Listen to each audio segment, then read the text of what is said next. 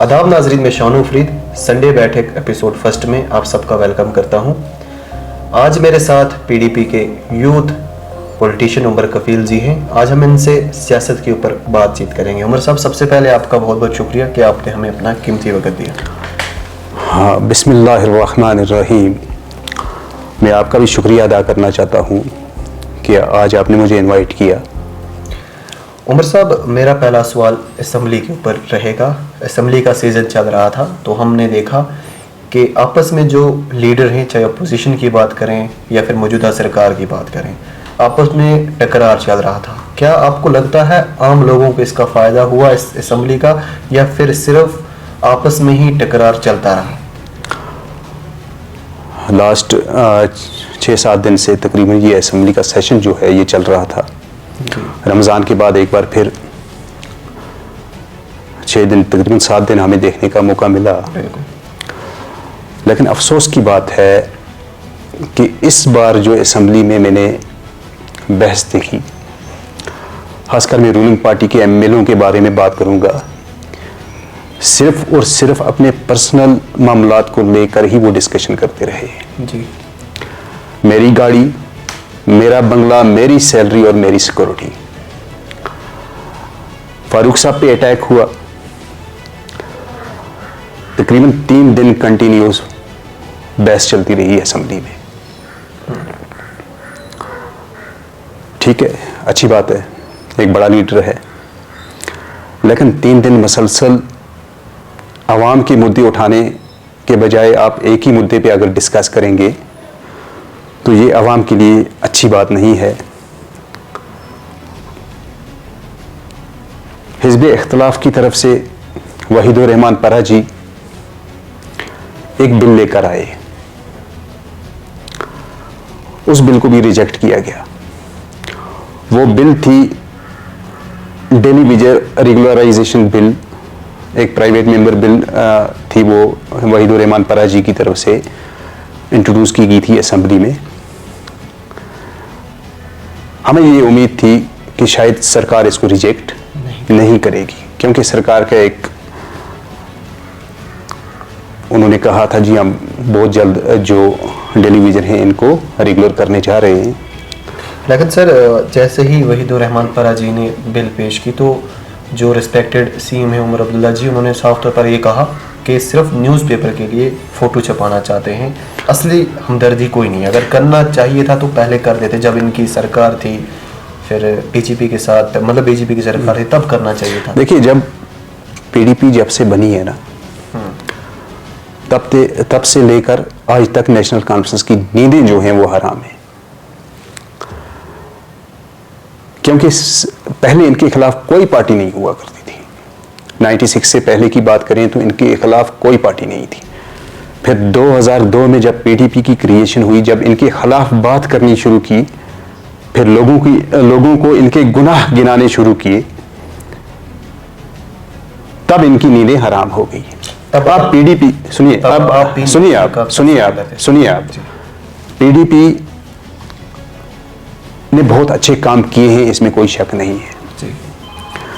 2002 में मुफ्ती साहब का टेन्योर आपने देखा, मेरे वालिद खुद एमएलए थे और उनके साथ हमारे बेहतरीन रिलेशन थे।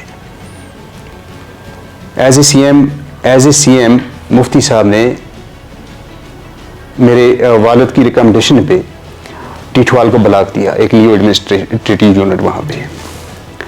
लेकिन हुकूमत किसकी थी? पीडीपी की थी। और उसके अलावा बहुत से काम जो मेरे वालिद ने मुफ्ती सीद साहब से करवाए। आपने सवाल मुझे पूछा था कि ये उनकी बिल पास नहीं है, ये कैसे बिल पास होने देंगे? अगर उनकी पेश की हुई बिल पास हो जाती है, इसका क्रेडिट सारा जो था वो पीडीपी को जाना था। इसलिए उमर अब्दुल्ला साहब ने फौरन अपनी कुर्सी से उठ के सीधा ही कहा जी बिल अपोज अपोज अपोज, यानी कि बिल को रिजेक्ट कर दिया। अब आपका भी ये प्लान है कि भाई जो टेलीविजन है इनको रेगुलर करना है। एक तरफ से आप उनको रेगुलर करने की बात कर रहे हैं, एक तरफ से हिज़्ब इख्तिलाफ की तरफ से जो बिल पेश की गई डेली विजन को लेकर उसको आप रिजेक्ट कर रहे हैं। आपकी पॉलिसी की समझ हमें भी नहीं आ रही है कि आप कर क्या रहे हैं। सर उसके बाद हमने देखा स्किनेतु जी का और वहीद साहब का आपस में टकरार हुआ, पर्सनल अटैक पे आ गए। फिर स्किनेतु जी ने कुछ कहा कि हमें आपके बारे में पता है, आपने ये किया वो किया। तो इस के बारे में आप क्या कहेंगे? देखिए, वहीदुर रहमान परा जी ने कल जो मैंने वो सेशन देखा, अवामी मुद्दा उठाया उन्होंने एक स्कूल की वहाँ पे क्वेश्चन रेज किया कि भाई मेरा एक स्कूल है, उसको अपग्रेड करने की उन्होंने बात की। अब उसका रिप्लाई किसको देना था? Education minister. लाजमी बात है जी। जब एजुकेशन मिनिस्टर अपनी कुर्सी से उठी तो रिप्लाई देना था कि भाई हाँ हम आपके स्कूल को अपग्रेड करेंगे, या ऐसा कुछ रिप्लाई जो उनके क्वेश्चन का जवाब था। लेकिन जवाब क्या था? आप मिलिटेंट हो, आप यूएपी के तहत आप जेल में थे और आपने ये गलतियां की। महबूबा मुफ्ती साहिबा ने कहा जी धमाल हंजीपुरा में बच्चे के अटाफी लेने भेजे थे। ऐसी डिस्कशन जो असेंबली के अंदर तनकीद करना, किसी अवामी चुने हुए नुमाइंदे के क्वेश्चन के जवाब ना देना, क्वेश्चन का जवाब ना देना और कहना कि भाई आपकी पार्टी ने ये किया वो किया, ये यानी कि सामने नजर आ रहा था कि एक तनकीद चल रही थी, एक जिद की बुनियाद पर ये सब कुछ हो रहा था। जबकि आपने खुद देखा कि वहीदुर रहमान परा जी ने उनके 6-7 दिन का सेशन में कंटिन्यू देखता रहा, सिर्फ अवामी मुद्दों पे वो डिस्कशन करते रहे। उन्होंने किसी पर भी कोई पर्सनल अटैक नहीं किया। ये सब एक बनावटी बातें थी कि आपने हम पर पर्सनल अटैक किया क्योंकि एक ताकतवर एक एजुकेटेड लीडर है वो। ये आपने देखा होगा कि कितना एजुकेटेड है कि उसने ऐसे ऐसे पॉइंट उठाए हैं, ऐसी ऐसी बिलें उसने सबमिट की हैं कि हुकूमत की नींदें हराम हो गई हैं। हमने देखा कि उन्होंने एक बिल फारफलंग एरियों के लिए भी सबमिट की, जिसमें यह कहा गया है कि जितने भी फारफलंग एरिया हैं, करना, गुरेज, तो इनको ज़िला बनाया जाए, डिस्ट्रिक्ट बनाया जाए, यहाँ पे डीसी साहब बैठे। अगर ये बिल पास हो गया ऑफिशियली तो कितना फ़ायदा है आम लोगों को? ये हमारे लिए बहुत बड़ी बात है। देखिए, करना में अब आने वाले दौर में हिल डिस्ट्रिक्ट की ज़रूरत है। यहाँ पे बिल्कुल हमें डीसी साहब यहाँ पे मिले, हमें एसपी यहाँ पे मिले, इसके अलावा डिस्ट्रिक्ट के जो भी बड़े बड़े ऑफिसर हैं, अगर हमें वो करना में उनका ऑफिस यहाँ मिले तो ये हमारे लोगों के लिए एक खुशकिस्मती की बात है।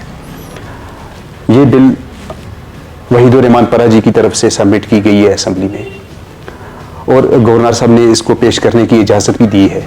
लेकिन अफसोस की बात है कि इस सेशन में वो पेश नहीं हो सकी, शायद आने वाले सेशन में वो पेश हो जाए। लेकिन ये उम्मीद है कि सरकार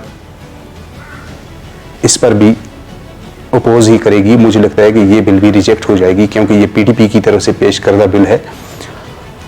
तो सरकार इस पर, मुझे लगता है कि उनका जो रद्द अमल होगा वो ठीक नहीं होगा। मैं कहना चाहता हूँ सरकार से भी कहना, खासकर मैं अपने चुने हुए नुमाइंदों से ये कहना चाहता हूँ कि जब भी ये बिल पास हो आप इस बिल के हक में वोट दें, क्योंकि ये आपके इलाके का बेनिफिट है। इलाका करना को अगर ज़िला बनाने की बात कर रहे हैं, ये आपके इलाके का बेनिफिट है। ये न्यू एडमिनिस्ट्रेटिव यूनिट बिल है ये, और इंशाल्लाह हमें उम्मीद है आने वाले सेशन में इसको पेश किया जाएगा और हमारी सीएम साहब से भी ये गुजारिश होगी कि इसको रिजेक्ट ना सर। किया एक जाए। तरफ ये बिल लाई जा रही है और दूसरी तरफ अगर हम देखें, लास्ट बहुत माह से एसडीएम साहब की पोस्ट खाली है, बीएमओ साहब की जो एक्चुअल पोस्ट है वो खाली है। हालांकि जो बीएमओ काम कर रहे हैं अच्छे से काम कर रहे हैं, लेकिन फिर भी एक्चुअल जो पोस्ट है वो खाली है। तो क्या कहना चाहेंगे? देखिए, बीएमओ साहब को भी लाना चाहिए, फिलअप करनी चाहिए पोस्ट। चलिए, आरफ साहब एक अच्छे डॉक्टर हैं, उसमें कोई शक नहीं है। अगर वो काम चला रहे हैं तो ठीक है। अगर लगता है आवाम को कि उन काम चलाने में वो थोड़ा वीक हैं तो सरकार को सोच विचार करना चाहिए। तो एसटीएम का जहाँ तक मसला है, एसटीएम का मसला कश्मीर बन चुका है। 3 बार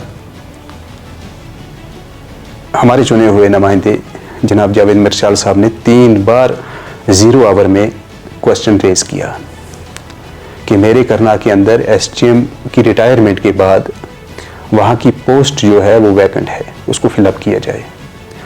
लेकिन कोई सुनने का नाम ही नहीं ले रहा है। एक कान से सुनते हैं और दूसरे से निकालते हैं। जबकि असेंबली में अगर कोई क्वेश्चन रेज हो, पहले ज़माने में जब मेरे वालिद एमएलए हुआ करते थे, उस वक़्त अगर कोई क्वेश्चन रेज होता था तो उसके 3 दिन बाद उस क्वेश्चन पर अमल होता था। आज 3-3, 4-4, 5-5, 6-6 महीने निकल गए, लेकिन अभी तक इस पर अमल नहीं हुआ। इसका मतलब है कि सरकार कमज़ोर है और सरकार को सीधा ही कहना चाहिए कि ये चीज़ें हमारे हाथ में नहीं हैं। लेकिन ये कौन सी बात है कि एक एस टीम को भेजने में इतनी भी कमज़ोर तो नहीं होगी कि एक एस टीम को नहीं भेज सकती है वो। 6 महीने हमारे लोगों के काम पेंडिंग पड़े हैं। इसी तरह एस टीम ऑफिस में आप जाके देखिए, बेनामों पे साइन करना है। एस टीम न होने की वजह से बहुत सी फाइलें जो हैं वो पेंडिंग पड़ी हैं। तो मेरी गुजारिश होगी कि जितना जल्दी हो सके एस टीम को भेजें यहाँ पे। अब थोड़ा इंटरनेशनल मुद्दे पे जाएंगे। लगातार हम देख रहे हैं कि ईरान, USA, इजराइल के बीच आपस में जंगी हालात बने हैं और चल भी रहा है। तो इंडिया पे कितना इफेक्ट हो रहा है, और इंडिया की अगर बात करें आखिरी सरहद लाइन ऑफ कंट्रोल करना की बात करें, यहाँ पे कितना असर हो रहा है? देखिए, ये जंग जो है ये पूरी दुनिया के लिए खतरनाक है। ये खाली इंडिया की बात नहीं करेंगे हम। ईरान की जंग है। ईरान डिस्कशन करना ही नहीं चाहता अमेरिका के साथ, जबकि अमेरिका की तरफ से ये ऑफर आते हैं कि भाई सीज़ फायर के लिए, लेकिन ईरान सुनने का नाम नहीं ले रहा है। मुझे लगता है कि ये जंग बहुत आगे जाने वाली है। अगर ये रुकी ना तो ये वर्ल्ड वॉर 3 की तरफ हमें ले जाएगी। तो मैं अपने लोगों को ये कहूँगा कि इस जंग की वजह से आप अपने आप को प्रिपेयर रखें, क्योंकि स्ट्रेट ऑफ हॉर्मुज़ का जो रास्ता है, जहाँ से LPG गैस वगैरह उसकी जो बोर्ड वगैरह है वहाँ से आते हैं, तो अब वो भी ईरान ने बंद करके रखे हैं। तो अब शार्टेज होगी, पेट्रोल की भी शार्टेज होगी, इसकी गैस की भी शार्टेज होगी। अगर पेट्रोल बंद हो गया तो सब कुछ ठप हो जाएगा। तो इसलिए मेरी गुजारिश होगी कि दुआ भी करें कि अल्लाह करे ये जंग बंद हो जाए और ईरान की ये बका की जंग है वो, तो मुझे नहीं लगता है कि भाई वो इनके साथ सीज़ फायर पे कोई माहिदा करेंगे। बहुत बहुत शुक्रिया सर, आपने अपना कीमती वक्त दिया। तो संडे स्पेशल बैठक एपिसोड फर्स्ट में हमारे साथ उमर कफील थे। क्या कहना इनके व्यू पॉइंट को लेकर कमेंट करके ज़रूर बताना, और अगर आप भी हमारे साथ ज्वाइन करना चाहते हैं एवरी संडे बैठक में, तो आप हमसे रब्ता कर सकते हैं। अल्लाह हाफ़िज़।